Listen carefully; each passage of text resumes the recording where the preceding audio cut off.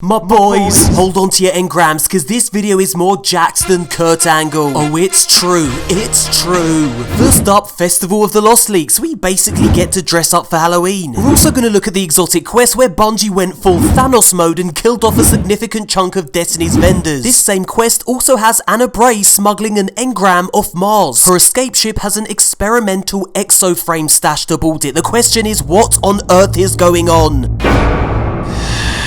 We're also going to look at the huge amount of content that's being removed from the game and locked away inside Destiny's content vault to make room for Beyond Light. Yes, major changes are afoot. And speaking of Beyond Light, triumphs have evolved, new catalysts have been added, as well as new armor and a new pursuit weapon. But my dear friends, that's not all. We're also going to break down all the new Stasis subclasses, the new supers, melees, grenades, and something you've never seen in a Destiny game before. Aspects and fragments. These new collectible items, yes, you'll need to find them in-game before you can use them, will add even more ways for you to customize your Stasis subclass. Make no mistake, these new items will change the way you play the game, so get collecting. We got a lot to talk about, so let's effing well do this. But first, a word from this video's sponsor, Raid Shadow Legends. Raid is a dark fantasy RPG with over 500 unique champions to unlock and use in the game's campaign, PvP arenas, and daily tournaments. Let's talk about Raid's factions. Raid has hundreds of champions to unlock, each belonging to a unique faction. For example, the Undead Hordes faction comprises of goth chicks, hellish abominations,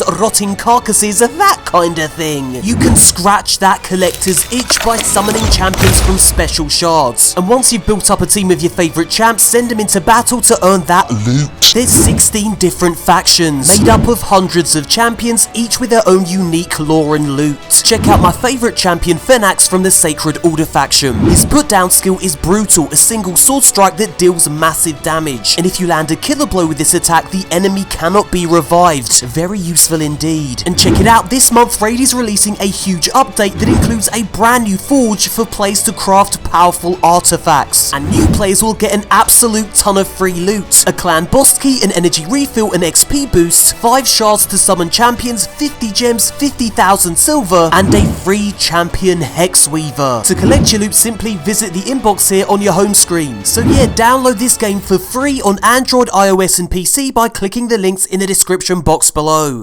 Let's start with the Exodus evacuation quest for Travelers Chosen. Honestly, it was pretty tedious. Basically, complete strikes and heroic adventures on Io, Titan, Mercury and Mars. The weapon itself is an exotic sidearm, and if I'm honest, it doesn't really do it for me. Each kill grants a buff that improves this weapon's handling, target acquisition and reload speed. Once you hit the max stack of 10 buffs, this weapon goes nuts. A supercharged bullet spewing little monster with a nifty trick up its sleeve. If you hold down reload, your gun consumes the buffs and grants you melee, grenade and class energy. Consuming a max stack of 10 completely recharges these abilities. It's fun to use for clearing out lost sectors, but personally it isn't a strong enough choice to warrant taking up my exotic slot. So yeah, I found this quest and the weapon a little lackluster. It's the lore you unlock during this quest that really interests me, as it seems to suggest that the vendors on Io, Titan and Mercury are all killed off. So what exactly went down? Well, Ashimir descends into the Pyramidion and destroys the enormous structure from within. He brings the whole thing down on himself to guard its secrets from the pyramid ships. Now Sloane, rather than retreat, sets out on a suicidal solo mission against the overwhelming might of the darkness. Heroic? Yes. Chances of survival? Slim. Brother Vance, realizing the end is near, ventures into the Infinite Forest where he finds an alternate version of himself. A struggle ensues between these two and one of them is killed. Which version survives is unknown. Now, although the lore doesn't explicitly state that these characters died, leaving open the possibility for a return at some point in the future, it seems highly likely that they are indeed worm food. And this makes sense because the destinations these vendors inhabit, Io, Titan and Mercury, are being vaulted when Beyond Light releases. These lore entries simply give curious players a little closure on the fate of these characters. Now, the only vendor from this quest that made it out alive is Anna Bray, and boy does Bungie like to keep us guessing. You see, Anna downloads what she can of the dying warmind Rasputin into an engram, which she then smuggles off Mars. So here's where things start to get interesting. interesting. Anna's escape ship has an experimental exoframe on board, the implication being that Anna will transfer the contents of the engram into the exoframe, thus creating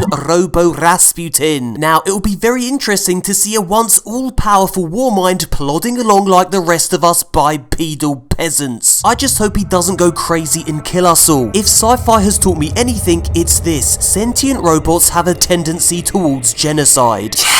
Next up, Destiny's Content Vault. Heaps of content will be removed from the game to make way for Beyond Light. The list is absolutely massive, but don't worry, I'm not going to bore you by reading the entire catalogue of content that's being removed. All you need to know is this: Io, Titan, Mars and Mercury are being vaulted. And yes, this includes all the activities associated with those specific destinations. Story missions, adventures, strikes, lost sectors, raids, vendors, secret missions, collectibles, scannables, PvP maps, you get the idea. It's all going. Now, the only thing that concerns me is the removal of certain exotic catalysts, so I'd get those done while you can. I've linked the entire list of disappearing content in the description box below. Next up, a brand spanking new Triumphs page with a few interesting things to note. There's a new tab here for what appears to be the Cosmodrome. Yes, the Cosmodrome is returning. Now, this symbol matches the symbol on Prince Emo's chestplate from Destiny 1, leading many people to believe that we could very well be bumping into old Princey Poo once again. Also, check it out, a tab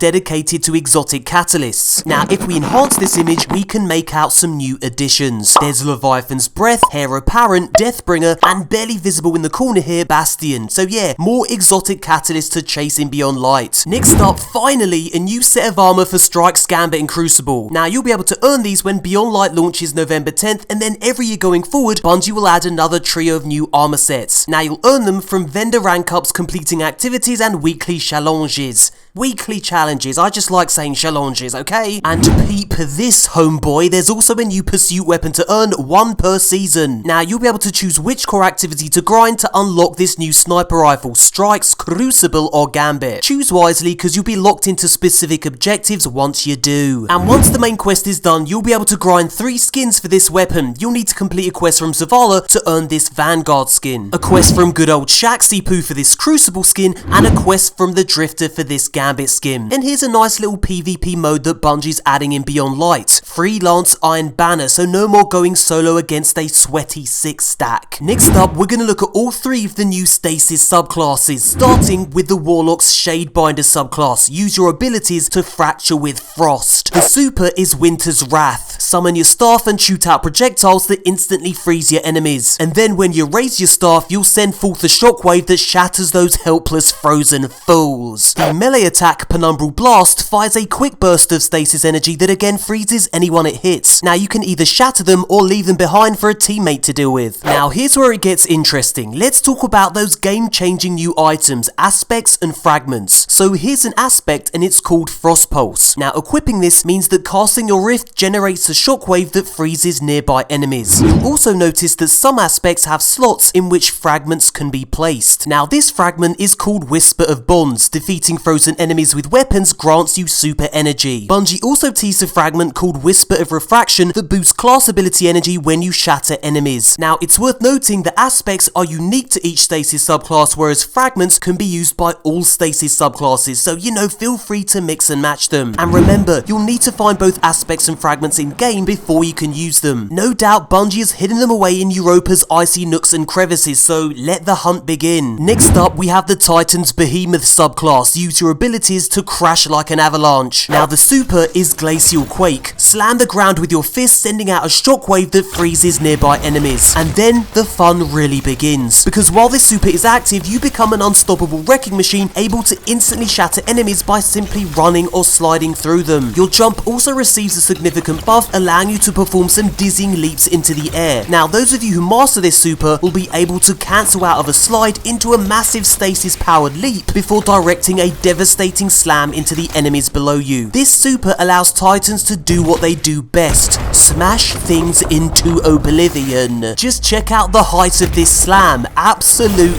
fill. Now the Titan's new stasis melee is called Shiver Strike. You can rocket forward and while in midair slam into your foes and slow down nearby enemies. Now let's look at a few more examples of the aspects and fragments you'll be able to collect. This is the Titan specific tectonic harvest aspect. Shattering a stasis crystal creates a stasis shard. This shard grants melee energy when picked up by you or your allies. And here's a fragment, Whisper of Endurance. This allows you to slow your enemies for longer, and this applies to any abilities that linger. Their duration also increases. And finally we have the Hunter Revenant subclass. Use your abilities to bring the storm. Now this super is called Silence and Squall. You get to dual wield blades and throw them independently. Now the first blade immediately detonates on impact, freezing nearby enemies. And the second blade is sticky and can attach to surfaces or even enemies and then detonate, creating a stasis storm that will track nearby targets, slowing and causing damage as it makes contact with them. Now the Hunter's melee attack is called Withering Blade. Now this shuriken projectile can bounce off walls and enemies, slowing and damaging them along the way. Now if you land 2 shuriken hits on the same target, that enemy will become instantly frozen. Right then, let's now look at a few more of those aspects and fragments. This is the Hunter specific Shatter Drive aspect. You can activate this midair and crash down to earth, shattering nearby enemies on impact. And get this, Bungie also teased another Hunter specific aspect that allows you to temporarily slow nearby enemies each time you perform a dodge. Now this sounds like it's gonna cause havoc in PvP. And here we have a fragment called Whisper of Hedrons. Gain bonus to weapons damage after freezing a target with stasis. So there you have it, each stasis subclass offers a unique way to wield the darkness. The Warlock's Shadebinder focuses on freezing enemies, the Titan's Behemoth specializes in smashing enemies, and the Hunter's Revenant is really good at slowing things down. Now the one thing these stasis subclasses do have in common is the choice of 3 stasis grenades. Now the Glacier Grenade creates walls and platforms of ice. This is useful for cover, creating new lines of sight and gaining access to hard to reach areas. When destroyed, the crystals will create burst damage to nearby enemies. The Cold Snap Grenade unleashes a wave of stasis energy that races along the ground in the direction of the closest enemy, freezing them and then searching out the next nearby foe. You can freeze up to 3 enemies with a single Cold Snap Grenade. And the Dusk-Filled Grenade creates powerful stasis fields that suck enemies into them when forming. Once an enemy is caught inside, they'll be slowed and if unable to make it out in time, frozen in place. So yeah, which subclass do you think sounds most appealing? Leave a comment below and let me know. Guys, thank you so much for watching. If you enjoyed the video, I ask only one thing, a cheeky little thumbs up. And if you want to see more content like this, you can subscribe too. These things really do help the channel out and let me know that you like this kind of content. So yeah, a big old thank you in advance. Stay safe and we'll speak again soon. I got some cool videos coming your way, so yeah, stay tuned for those.